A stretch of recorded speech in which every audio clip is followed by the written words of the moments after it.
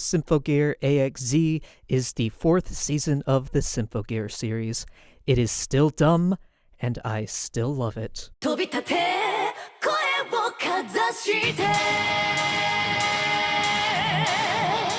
It's been about a year and a half since I first discussed Symphogear in a video which I have absolutely no love for, yet is somehow the most viewed video on my channel, so that's the algorithm pranking me right there. I'm not going to summarize what I said there, because I'm too lazy to go back and check, but before we get into Season 4 proper, I will summarize my thoughts on the series as a whole.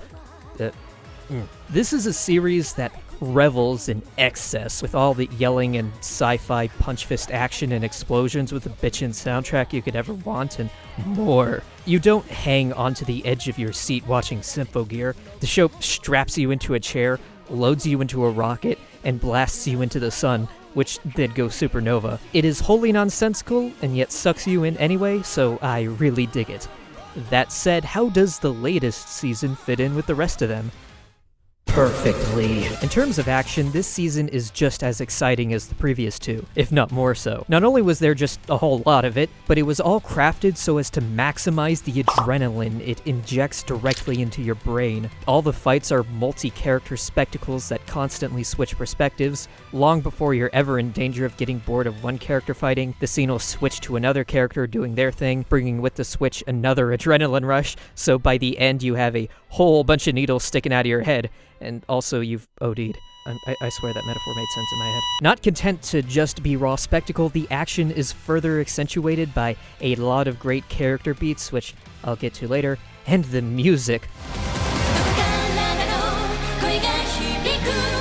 Holy balls, man, the music! I don't know how I failed to mention this before, but not only is the music great on its own, but it's so well matched with the overall tone and aesthetic of the show, and is so well integrated and timed that it elevates the whole experience to a whole other level. There's two equally important parts to the music: the non-diegetic soundtrack and the characters' very diegetic singing. The soundtrack is filled with symphonic, electric rock tracks, I don't know music terminology, that really get you pumped up. The exact beats you would expect to accompany performers in sci-fi action suits. This isn't just a generic action soundtrack thrown into the show because it fits the scene, kind of.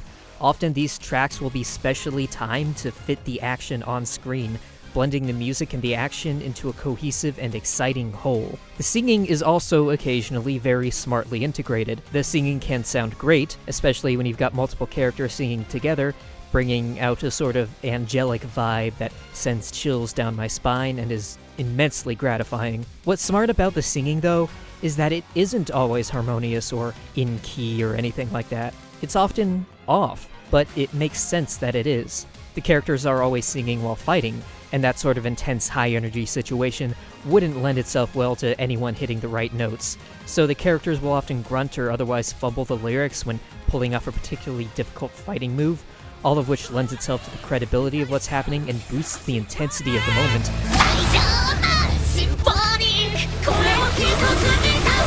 I mean, of course you're gonna have a tough time singing when running around in a life-or-death situation, so it's less Tachibana Hibiki singing and more Yuki Aoi yelling into a microphone, but because that makes sense for the characters, I'm very much okay with it.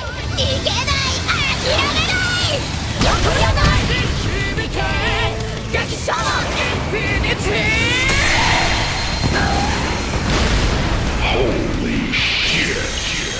What was more surprising to me about this season was its strong character work. All of the main characters have long since been introduced and have had seasons to grow, and yet this season has shown that they still have plenty of places to go. Shirabe, for instance, has always had a strong bond with Kirika and fights well with her, but struggles to really connect and fight well with any of the other gear users. For her, it wasn't just learning to teamwork this season, because she already knew how to do that.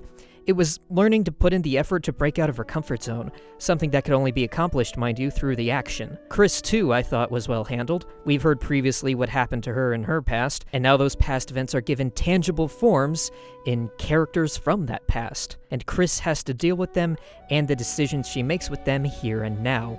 We're given more insight into her ability to make tough choices and her often brazen approach to those choices, and she's given a chance to reflect on them and grow accordingly. What I really wanted to take a moment to appreciate, though, is how Hibiki was handled this season. She's done a lot of maturing over the course of the show, but instead of directly continuing that growth, this season decides to challenge that growth. Challenge Hibiki's ideals and very idea of herself. These challenges are made via the villains. The villains in AXZ are self-described alchemists. Well, so was the villain last season, but that was more just the technobabble terminology used to justify whatever crazy action took place. Here, the villain's status as alchemists has thematic relevance. These alchemists turn things into other things, sacrifice one thing to make another.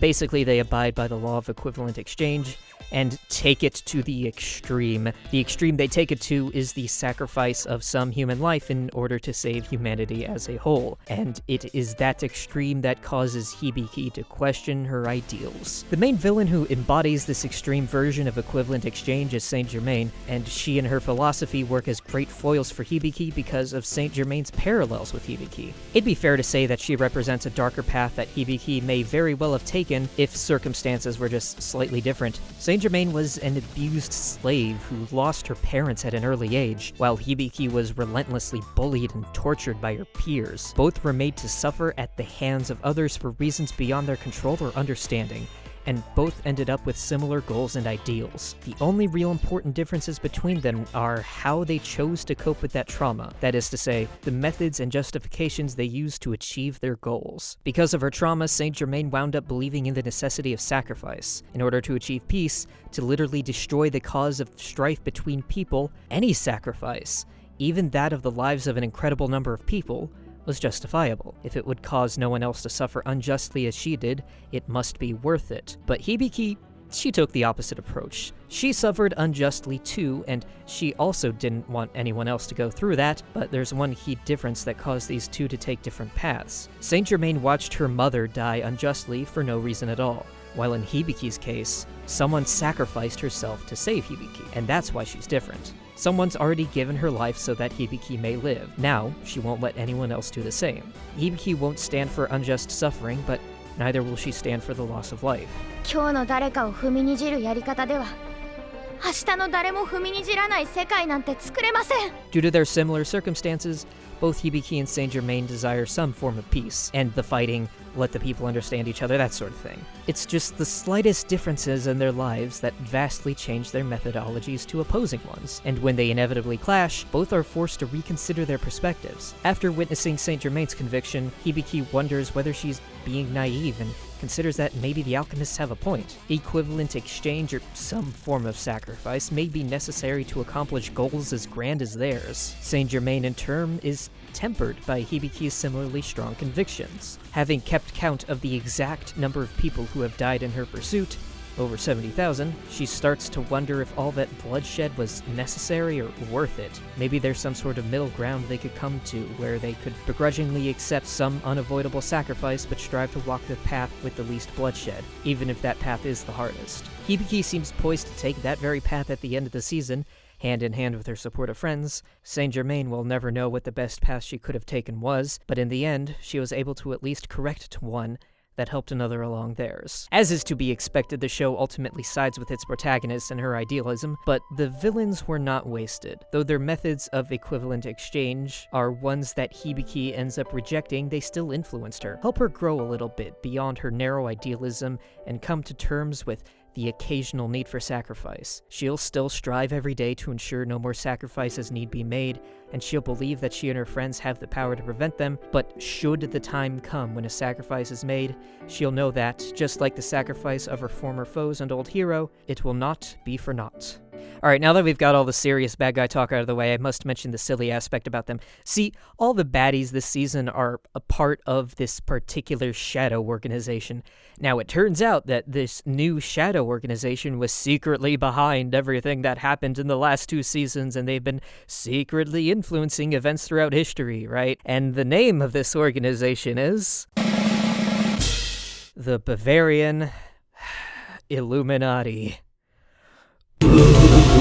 In literally any other show, A development this ridiculous would have been major cause for concern, to say the least, but in Symphogear, a show that thrives on excess and spectacle and all-around ridiculousness, I was pretty okay with it because it played into how over-the-top everything is. I mean, the bit about them secretly being behind the events of the last 2 seasons is still kind of, but why though? But still, it's fittingly silly. Also, the name Bavarian Illuminati isn't just a meme paired with a random name. No, the Bavarian Illuminati is an actual historical society that is the inspiration for the modern pop cultural conception of the Illuminati. Now, this was going to be the part in the video where I dug a little into the history of the Bavarian Illuminati to draw some parallels between it and the show's depiction of them, but as it turns out, the name may as well have been drawn out of a hat for how much they resemble each other. Also, the real one didn't last very long, so there's not a whole lot to dig up. Hey, there's a parallel! This show's Illuminati was destroyed the season it was introduced, fittingly quickly. Anyway, the real-life order was founded in 1776 by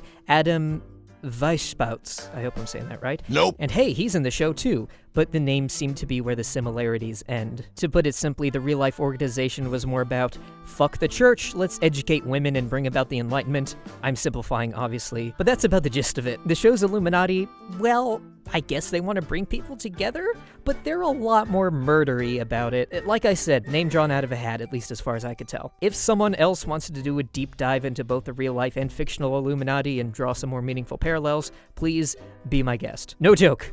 I'm actually interested to see if anyone can do that. Anyway, I think that about does it for me. That's all Symphogear AXZ. It's still dumb, and still great. Over-the-top action galore, decent character works, the whole 9 yards. Symphogear fans will like it, those who aren't won't, and, beans. That's how I'm ending this. Thanks for sitting through my ramblings about an action cartoon. If you've got thoughts, leave them in the comments, which I miraculously still read.